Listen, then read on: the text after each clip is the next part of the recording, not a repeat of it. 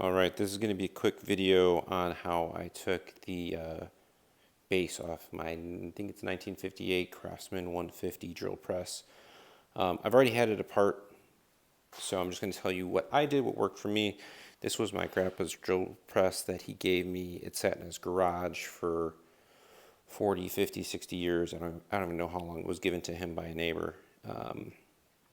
Base was completely rusted. It's already been wire brushed off, and all the flaky, thick rust is taken off, and I'm in the middle of refinishing the pull. I got about halfway done with it. So to get the base off, what you're going to need: drill with wire brush, a little torch, PB blaster, lots of it, mallet. I used gloves and a sheet to protect the pole.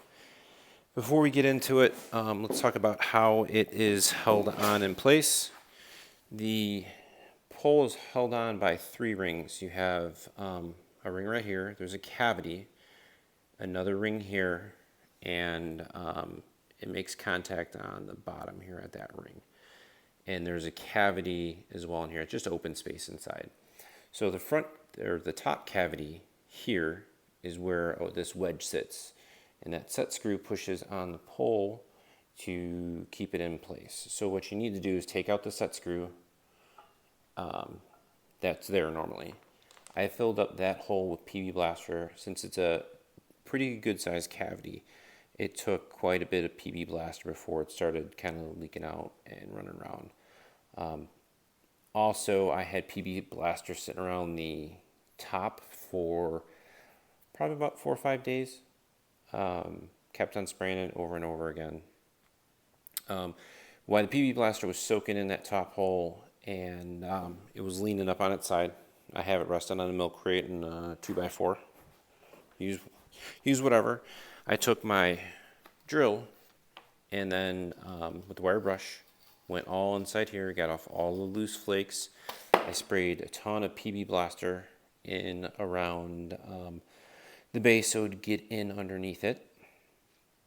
After that, I took the torch and I started to heat. I didn't heat in here. I heated like around the outside, all the way around, and don't heat the pole. What I'm trying to do is heat the base to expand the base. So I heated around the base, top, bottom. I did that for about 5 minutes.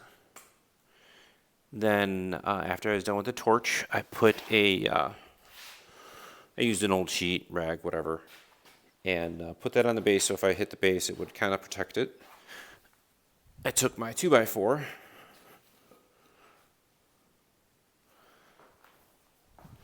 laid it like so,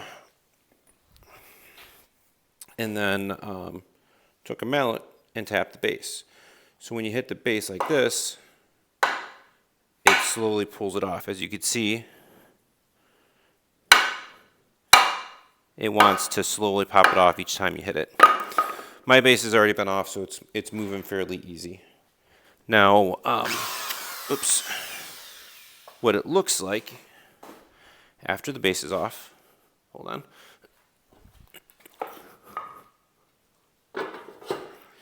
is surprisingly, my pole, the bottom half, for the little bit that was inside, was not even really rusted that bad. It was more rusted kind of on the top ring. You can see first ring, second ring, the space. You could actually see where the wedge was making contact there. And then the top ring is where it was really, really, really rusty.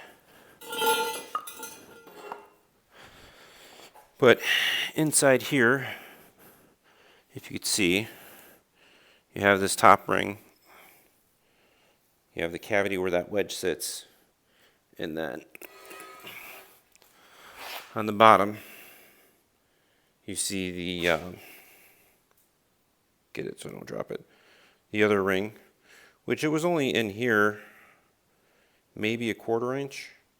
And there's another little cavity there. So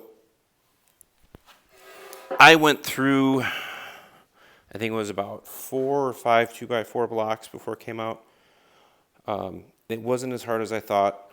I did tap at first around here, just kind of to shock the connection between the base and the pole to kind of loosen things up. And then after that, I stuck and I only hit here, here, and here with the 2x4 until it came out.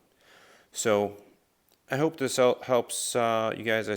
I responded to a post earlier, but give you an idea on how the base came off for me fairly easily without damaging it. So leave your comments in the bottom, and thanks for watching.